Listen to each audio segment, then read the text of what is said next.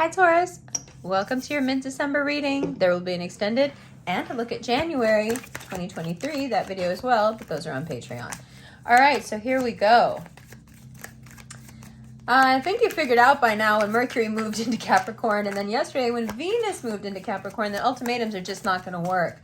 There's a time for those horns and a time when all those horns do is get you tangled up. And this is one of those times. So, why won't they work? Well, because you think you know you're right, but you know you're not right. You want to play like you're right, and that's okay. And I know. We're getting off to the wrong start here, but it's true. Sometimes the horns don't work because those horns require righteousness.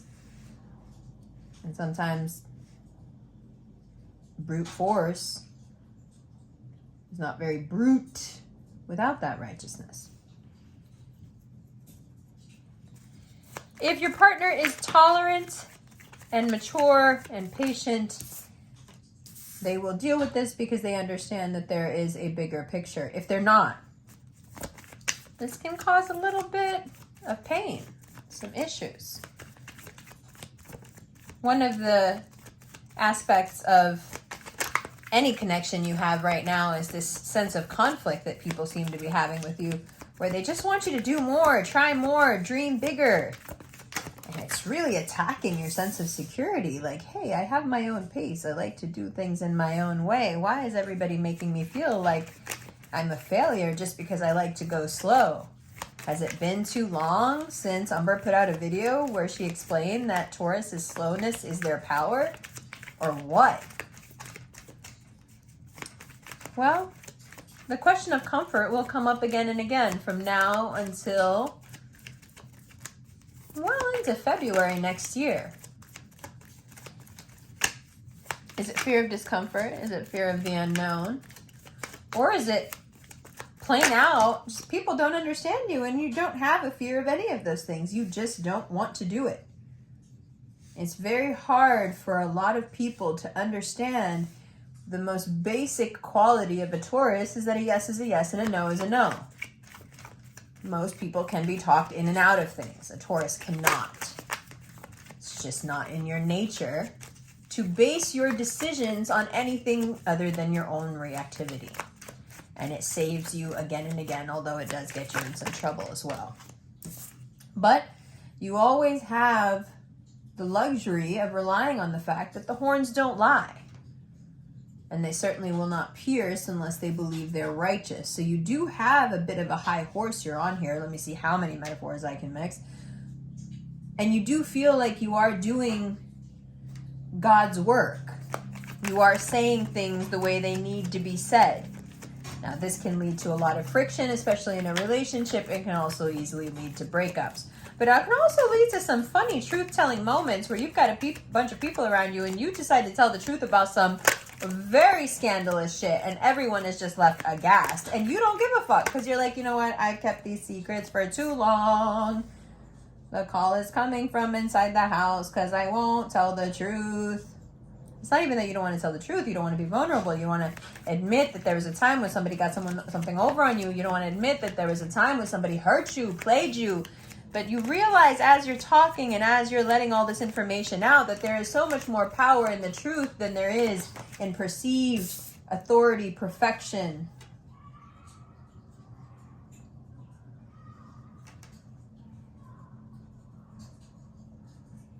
Perceived superiority is nothing.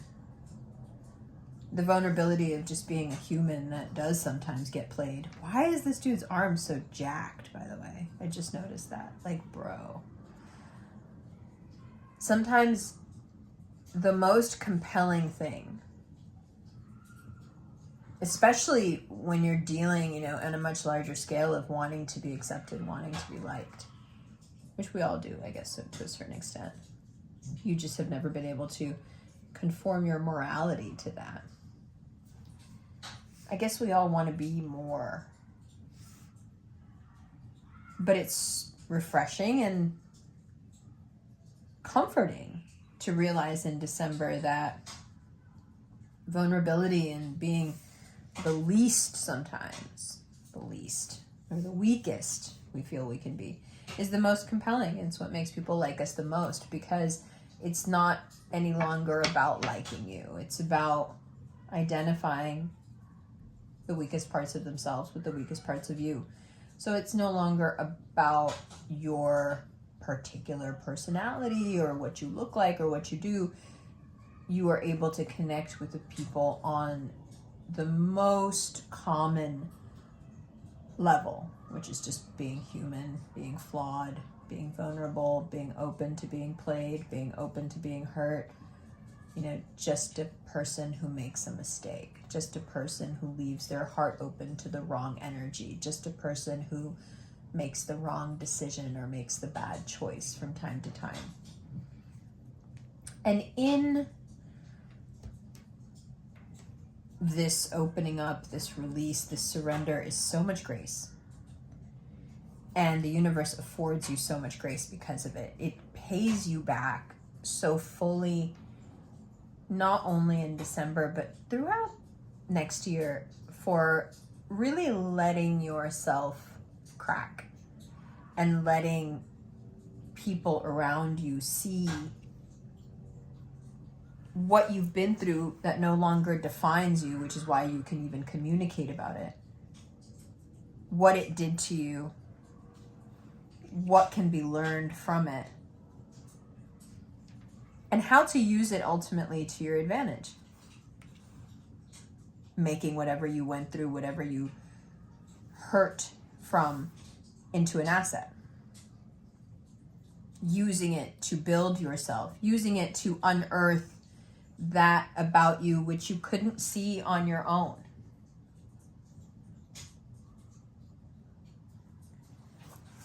Right? These new things that people keep asking you to try.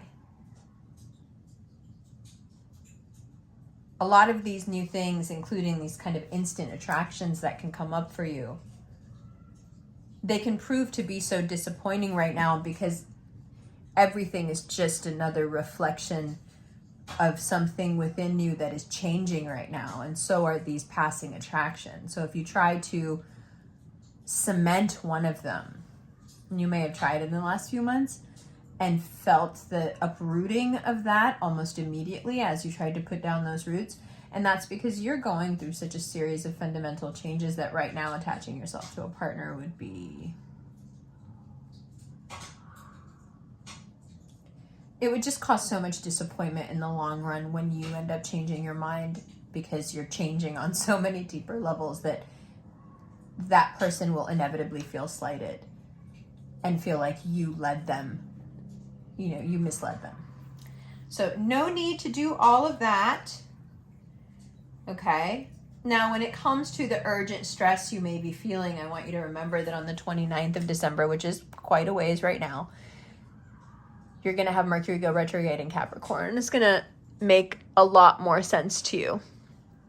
Everything that's going on will make a lot more sense. A lot more ideas will present themselves. A lot more solutions will present themselves. So you got to make it that far. Many of you may feel like the road to get out from under that debt or from under those financial troubles is insurmountable, and no matter how hard you work, and for the foreseeable future, you'll never be able to make it up. And that's just not true. You've got to wait for these really cool conversations that Venus and Uranus are going to be having, and these completely off the wall, unexpected solutions, but also unexpected events that you have no control over that will just come in and smooth things out for you. Now, we also have to remember that right behind you in Aries, we're going to have Jupiter moving on the 20th of December. That's also going to give you a boost in certain areas where you may find they bring up some pain, right? Some things you want to keep hidden, some things you think about a lot, but you don't ever want to bring up, things that keep you from being in the now, things that always pull you out of that now space, which is so powerful and so useful. You get a chance to examine them without so much fear. Jupiter provides this cushion. This is especially relevant for for those of you who are a Taurus rising, Jupiter is going to provide this cushion for you to look deeply at things that you'll never admit to anybody else that you're doing or still thinking about or hung up on, but they, you know, somebody needs to confront you on it and somebody needs to get you to stop doing it, but we can't really do it. But Jupiter has a way of doing it with so much kindness and so much good luck and so much levity and so much goodwill that you don't mind it. You know, it's like done through success. It's done through love. It's done through giving you the things that you want. So it's beautifully handled. Just don't try to man this ship. Right now, it's very much for you about going with the flow. And there's so many things. There's so much intrigue, gossip. There's so much procrastinating that's going to try to keep you out of that flow. Like, it's so easy, for example, in a work environment right now, especially from now until the 29th of December, to get lost in some big work drama that has nothing to do with you.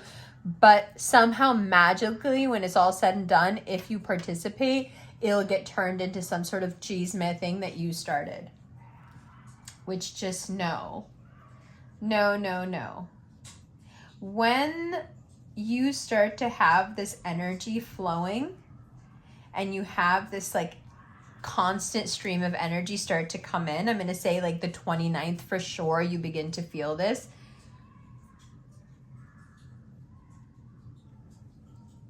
If you don't completely love the way something is going, please don't keep rushing right into it just because now you have this fiery push.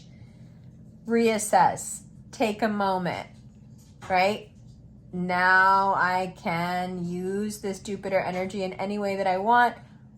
What am I missing? Not what does this person want now, not how do I want these people to see me, look at me, feel about me, but what am I missing? Now, when we talk about what we're missing, we're going to jump back here to those instant attractions, into that love bombing. Because a lot of you know what you're missing, or you've convinced yourself that it's all in some person out there. And when late December starts to take you on that introspective ride and starts to let you know exactly what time it is and where you need to be standing on things and how it has nothing to do with another person, that'll be pretty shocking. And we're going to talk about that in the extended right now. Love you.